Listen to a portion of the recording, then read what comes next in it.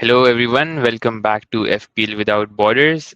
Game week 5 has just wrapped up, and instead of scrolling through the highlights or spending hours researching, we have done the work for you. In this video, Puneet and I will go through every single match um, that happened in the Premier League from an FPL point of view, and we'll tell you all the big returns, all the shocking blanks, all the hidden stats as well. So this all should help with your game week 6 transfer strategy and planning, and even if you're planning to hit a wild card. So we will also be doing a wildcard 6 deep dive video. So if you're new around here, we would really appreciate if you drop a like and a subscribe. We are trying to hit 50 subscribers. That's it. It's a small number. Help us hit that, and we will be very appreciative of it. So without wasting too much time, let's quickly talk about how our teams did um, this game week 5. And so both of us, Puneet and I, we both played a chip. So I played Wildcard 5, and then Puneet played Bench Boost 5. I think it's fair to say both of our chips were a success, and I scored a 62 pointer, a decent green arrow. But the team is also set for game week 6. And then, Puneet, how about you tell us about your bench boost? It went well as well. I think overall happy. 71 points. I would have definitely not or benched either of Reijnders or Senesi, and both of them gave a 9 pointer. So happy to have them both in the team. Unhappy with words, but I think quite a lot of them are unhappy with words. So a good time to discuss our next steps and also like deep dive, like you said, into how the week went for all the teams. And now I think we are getting a good idea of how teams are playing and the players to target. Yep. Now we have the data for how teams are playing, what players are nailed, etc., etc. But yeah, 18 points on your bench boost, looking good. And I brought in Reijnders and Haaland. So both of them gave a 9 pointer. So very happy with that. So let's go into the first match of the week, which was an early kickoff, Liverpool versus Everton. Liverpool versus Everton ended up in a 2-1 win for Liverpool, and Liverpool carry their 5 out of 5 win um, form, which is yeah scary for the title race. They're cruising basically. So from an FPL point of view, Puneet, what stands out here? Ekiteke primarily for me because he's shown better form than Salah, and the way he's playing, it's difficult for Slot to drop him from the Premier League team, especially now that they have Champions League going beside almost every week. So quite likely that amongst all the players, Ekitike, a low XG game, both of them had below 1 XG, so which is expected out of a derby. But if you were to target between a Salah and a Ekitike, and again Gravenberg is now. I've seen a lot of Liverpool handles now talking about him being their most important midfielder. So difficult to see him getting dropped as well. So if you are looking in the market for a midfielder or a striker, these two are your players. One more thing to highlight is no clean sheet for Liverpool again, which means Van Dijk, which a lot of people own at 6.1 million.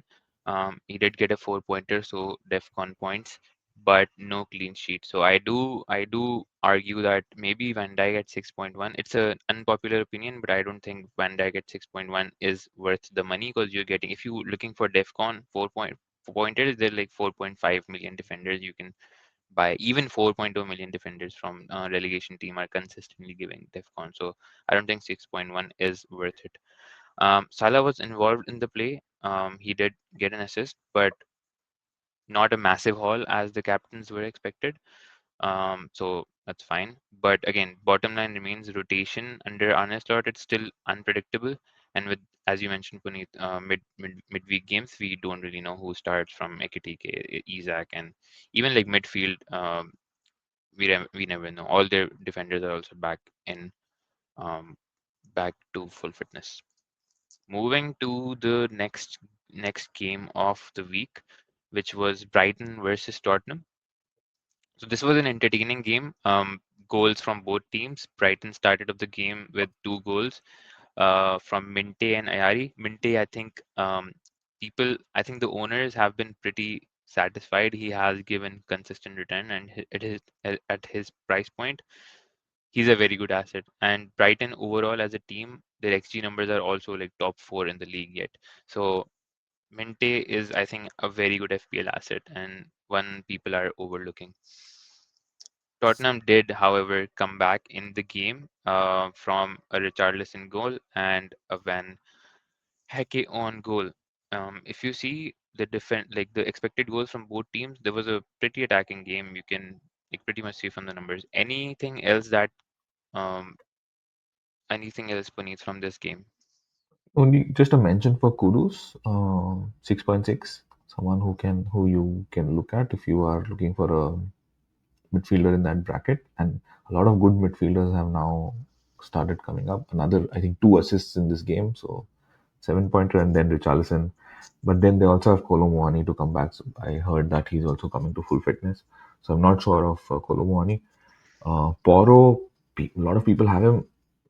If Tottenham looked very tight initially, they are not tight anymore. So if that is the case, then Porro at 5.5 is a Rizzy 6. So yeah, he's pretty expensive as a Yeah, asset. personally don't Yeah, think he's 5.6. Yeah.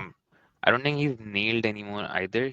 I think according to Spurs people I've read from, I don't think he's as nailed as Romero and Van de Ven, and the price at which Van de Ven, like Yeah. 4.5, the value he offers, I don't think 5.5 for Porro is worth it anymore.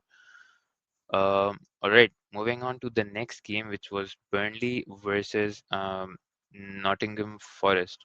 Puneet, how about you walk us through this one?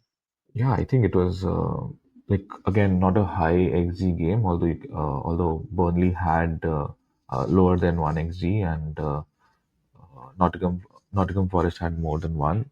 Forest were expected to win. Burnley, I mean, not a team you are expecting to score. Numbers for Anthony are good. I think his stats are good. He's also playing. I don't remember, but I think he's also one of the pen takers. Esteve, a great mention, 4 million player. He almost, I think, last 2 or 3 games has given Defcon. So even and Dubravka. So Dubravka and Esteve are like few of your budget options, which should now become like almost certain in your team, especially if you have budget constraints in your defense. Because if you're getting like 3 to 4 points every game from your 4 to 4.5 million players, these are Yeah, your players to have. Wood not being good enough, coincidentally. Anderson again another 4 point.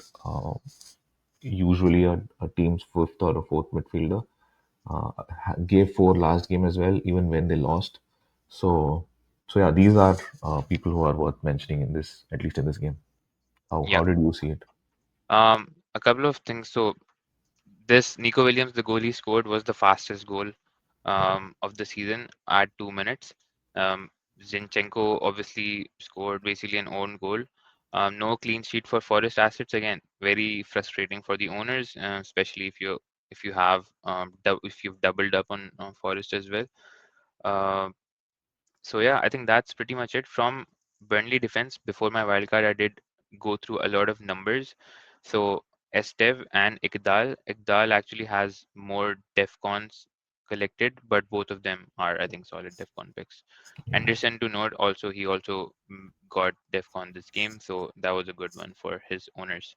But on the start, you can see like Forest did create a lot of chances. 17 shots is a lot. So I think it comes down to their finishing and form and consistency. But yeah, not much from this game. Moving on to West Ham versus Crystal Palace.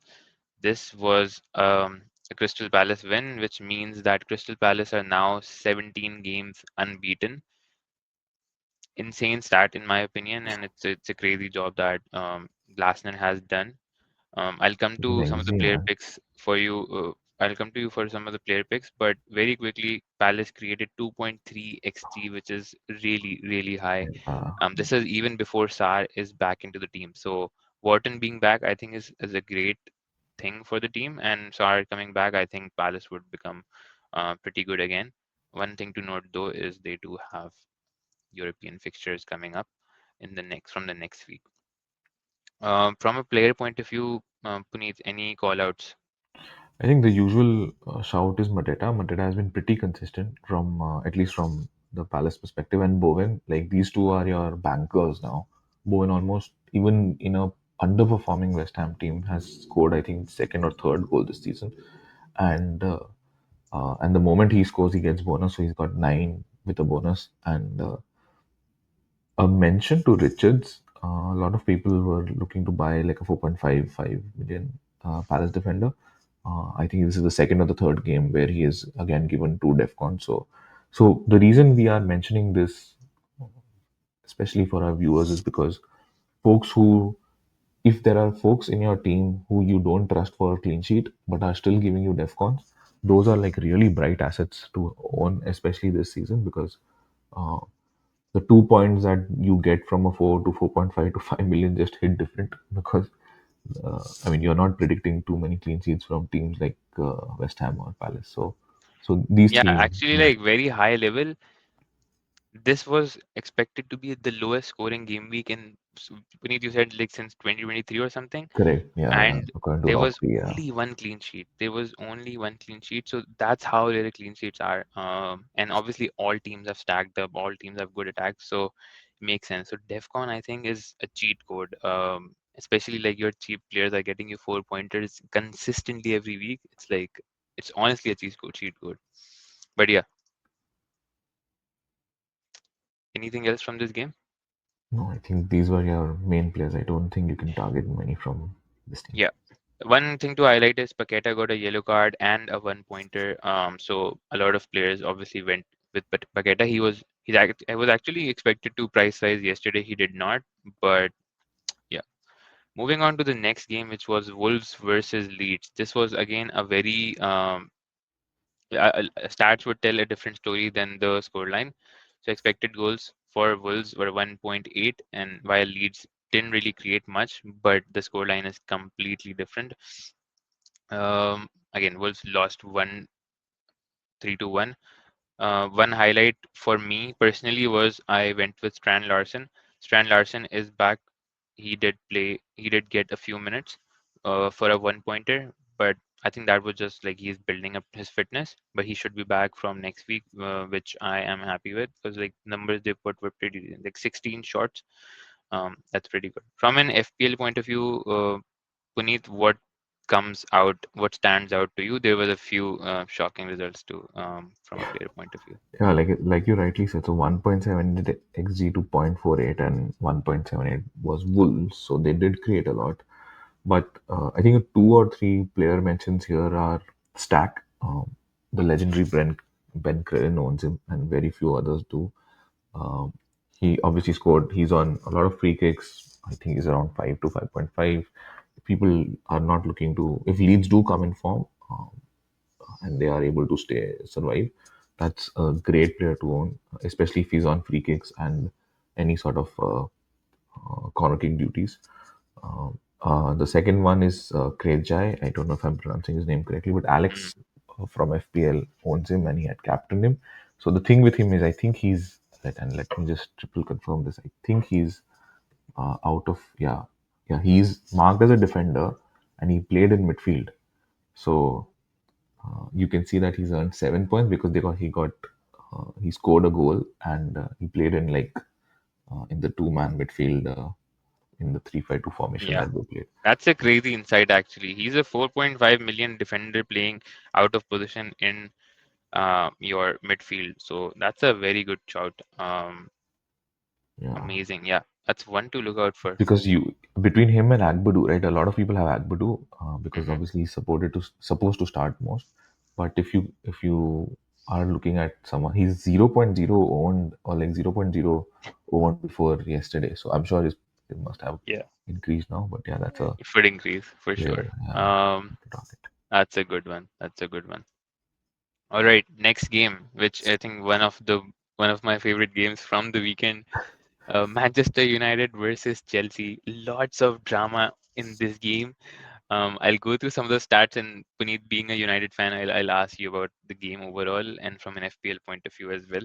But the game started off with a five on Finite five. Robert Sanchez, Chelsea goalkeeper. He commits a foul against Ahmad, I think, and No, Boomo. Yeah, Boomo, yeah. and got a red card on minute 5, which meant it was Manchester United 11 v 10. And United did take full advantage of that, I think, and they were up 2-0. Bruno Fernandes, my FPL uh, nailed asset. Like, I think I will probably own him for the rest of the season, and I've had him since game week 1 or 2, I think. So very happy with his 10 pointer haul. Casemiro scored the second goal and got Manchester United up to 2-0. But then stupidly, what was he thinking? Stupidly, just before the halftime whistle, Casemiro commits a foul, gets his second yellow card, and he is off. So now the game is 10 v 10. One more thing to highlight, I think the most important fact from an FPL point of view is right after Robert Sanchez was given a red card. Obviously, Maresca made a lot of defensive changes. So Neto and Gittins, what is Gittins? No, Beneto and Estavao, both of Estava them coming in, were yeah. subbed off for a goalkeeper, obviously. And Cole Palmer was subbed off at around 30th minute due to his potential groin injury, which apparently he has been carrying since Club World Cup. I I think, yeah, Palmer's injury is a bit of a doubt in my opinion, and if I don't have him, I probably won't go for him, Yeah. even if Chelsea's fixtures are getting better, unless he's like fully cleared. But it seems to be a lingering injury. So yeah, that's just the most important thing from an FPL point of view. Robert Sanchez, although, will be back in next week because he will serve his one match ban in the Carabao Cup game. Carabao Cup, yeah. Important point. Um, Puneet, tell me about it. From an FPL point of view, especially what Man United assets um, stand out to you, and Okay. Chelsea players overall from an FPL point of view as well. So two important things. People are discussing a lot between Boomo and Bruno.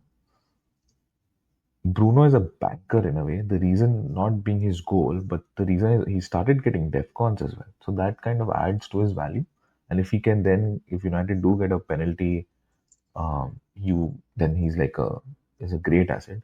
Boomo's positionings are the best in the team, even before Sesko, I think, and he's arguably the best player, looking player that United have had. So good choice between the two. But if you're like, hey, I don't want to take a risk, I don't know how United are playing, which as a fan also I don't sometimes completely I have clear picture of how they are playing. I would still stick to Bruno, and he's around 8.5ish, so or 9ish, so you still are better off taking him.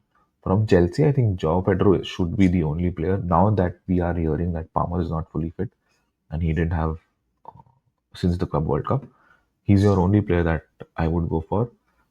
I think you've gone for Casido. Enzo was the Yeah, second highest in the last game. Yeah, go ahead for Casido, please. yeah. What were your Caicedo thoughts for there? me is like he's 5.5,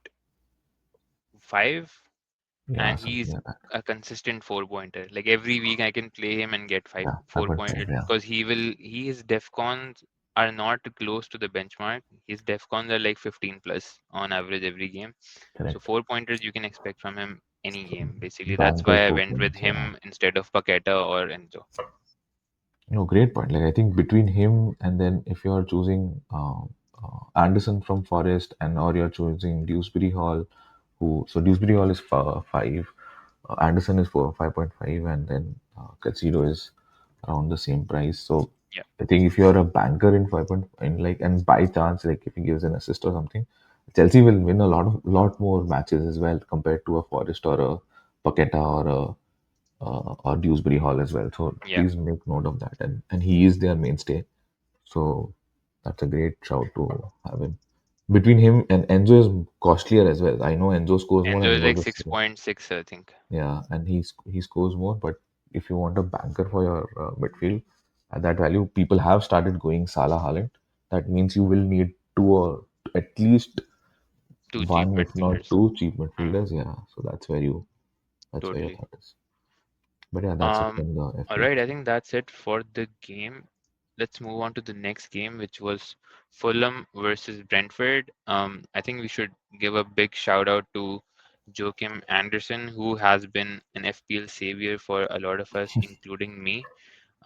Consistent returns. If consistency, yeah, if yeah, consistency is his game. I have a 4 pointer from him this game week as well, and last game week obviously he gave a 10 pointer. So Yeah, again, our points remains like 4.5 million consistent defender with 4 points minimum. That's his floor, and he's only 4.4% owned. It's insane to me how that is the case. So yeah. Anyways, you wanna walk us through this game from an FPL point of view again? yeah, good game to watch. Firstly, 3-1. Fulham really came back well. You and I were having a discussion on Thiago. I was hoping to see something from him. Not a great performance. In fact, even got subbed on 65. But he's their official pen taker also because they were not playing that well, and like they came back very strongly, Fulham especially, and Iwobi was their star performer, 6.5. He under Silva has been doing really well, and someone to sort of keep an eye on. His numbers this season, and I was just having a look at it, are he has a 3 pointer, 1 pointer, 7 pointer, and a 13 pointer, and then 2 pointer before. So once Fulham's fixtures improve, if you have like a 6.5 kind of a budget, I think from a Fulham perspective, apart from Anderson, to me, he's the only one who you should target Yeah, in FPL. And then from Brentford, it can only be, to me, only Thiago because he's 6.5 and he's on pens. Other than yeah. that, I won't recommend I'm anything. shocked to see consistent early sub off. Maybe I don't know if he's carrying an injury or not. It was a Hmm. last minute decision for me to move from Thiago to Strand Larson. So I think I'm decently happy with that. But Thiago does have penalties, so if he plays 90 at 6 million, I think that's a great shot. And then Vanderberg is also an FPL asset in my opinion because he generally has been giving Defcon, not in this game though. But apart from that, I think nothing else to really call out in this game. Moving ahead to the next game, the only clean sheet fixture of the weekend was Bournemouth versus Newcastle. I think the highlight of the game from an FPL point of view is Semenyo did not give a return, yet ended up with a 5 pointer, which I think is Major, yeah. it's crazy. Like he got two DEFCON, I think, plus one bonus. So that's that. One more stat for you, Puneet, is Newcastle. We've been telling this in every single pod, by the way. Newcastle is the top three defense in terms of expected clean sheets this season, and prime example uh, of that, the only clean sheet fixture of the week. Even though Bournemouth look amazing on attack. So yeah, anything else to call out here again? Oh, Defcon we for forgot the Burns. biggest thing, the biggest player. Go for it. Biggest player? Senesi Oh, nine yeah, yeah, yeah. The pointer. 9 point. Oh, my God. Yeah. Senesi 9 pointer. So I was thinking about Bird, and I was like, okay, yeah, he's not the biggest in real life, but yeah, Senesi is a great asset, man. Like again, one of your players who's like what 4.5, if I'm not wrong. 4.5, Yeah, 8, he's gone to only 9, 4.7 less than now. 9% owned. Amazing, just an absolute beast, man. Like that's what you said, right? There are so when people are considering the likes of Porro or Van Dijk or anyone who's 5.5 and above, there are too many 4 million, between 4.5 to 5.5 players who are like your Senesis, your Andersens, your Van de Ven, your even your Agbadu, and Esteve as well. Like at 4 million, if he starts giving you consistently uh, like DEFCON points, to me those are like priceless. You shouldn't think about investing so much in your defense in this season particularly. So there will be like a theme of investing more in your midfield and strikers with these kind of coming. So yeah, Senesi is Yeah, a star, man. yep. Like the thing with these defenders are like their floor is 4 points. So Senesi every week is getting 4 points, and then he got a clean sheet, which meant like clean sheet points plus bonus points plus def like yeah. So 5 points added on top of that. So anyways, good for people having Bournemouth and Newcastle defense. Apart from that, nothing really. Burn is 5, by the way, which who also would be pretty high on giving DEFCON regularly. Yep, definitely. Also, one disclaimer: this data is taken from Foot Mob, and so the games that happened today, bonus and Defcon has not been added. I think Defcon has been bonus has not been added to these FPL points that you see for each player. So Senesi, for example, is on a 9 pointer, one bonus, and then there might be other changes as well. Correct. All Yeah. right, next Important to game. follow. Another talking point from an FPL point of view: Sunderland versus Aston Villa. Um, Puneet, walk us through it, especially being an Aston Villa attacker. You own attack as well.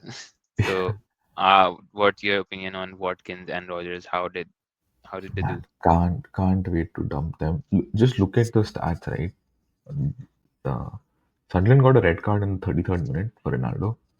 They have 1.05 xg with lower possession of 29%, and Aston Villa have 0.71. Villa have been terrible this entire six game, and I know people are just waiting to, but now the number of people who you will want to remove, like your Wirtz and your Rogers and your Watkins, is just so high that yeah, that's the reason people have started going. So um, I would not recommend anyone from like even the likes of Konza and all haven't given you Defcons while being at the price that they are.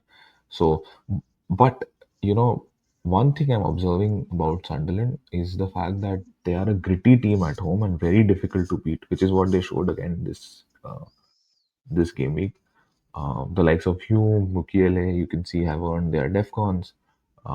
And again, bonuses are yet to be out, and Defcon will be confirmed in some time. But Sunderland at home is not an easy fixture. I call this because I was just going through some fixtures yesterday. Haaland has two opportunities, and people are going, and we'll discuss this at length in our next video for people who are looking to triple captain or captain Haaland.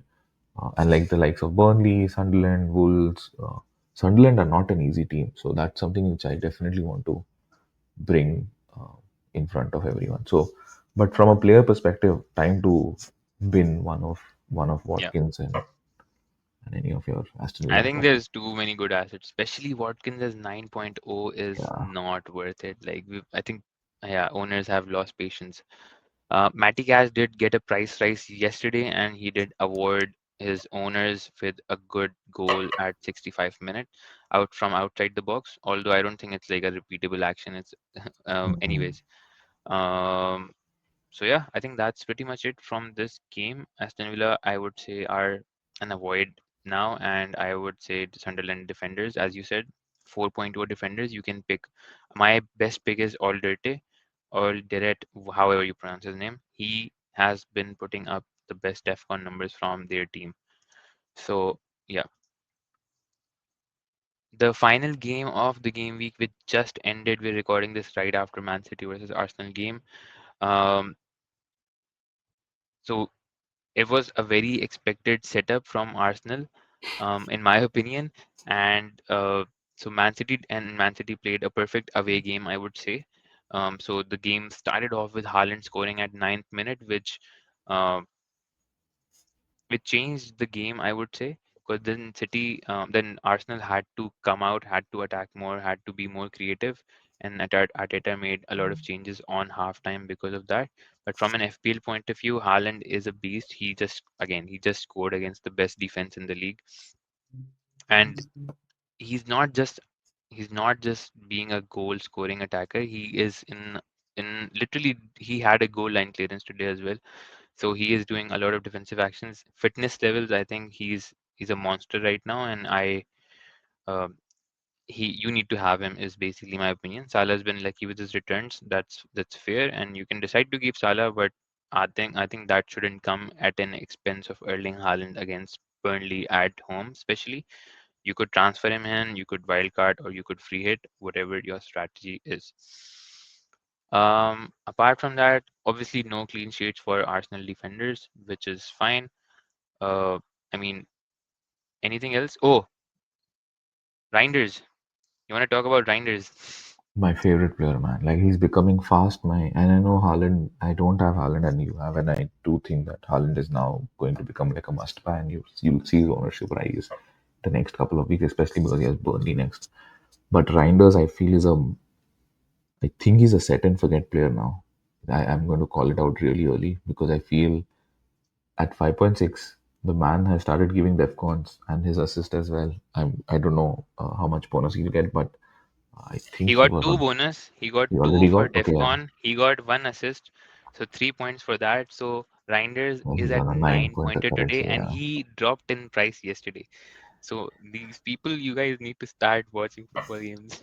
Yeah, and like also following stats, I think his stats have always been good, and the way he plays very so even in the attack. So just from a pure footballing perspective or just watching football perspective that you're calling out, which is a great point, that he, Foden and Haaland were the ones who were very close to the box when the goal actually went in. So he gave the final assist and then came and did that was a counter attacking goal. So Yeah. that's the kind of player you want in your team, and at 5.6, man, he's a madly cheap asset to You not to get own from. a nailed Man City attacker for 5.6, and people are not going with that. It's like mind Yeah, blowing. We don't have backup options. Half of the midfield is again injured.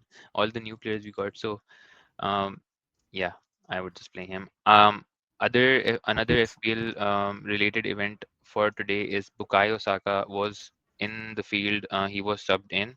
Saka and Eze, both of them came in after halftime.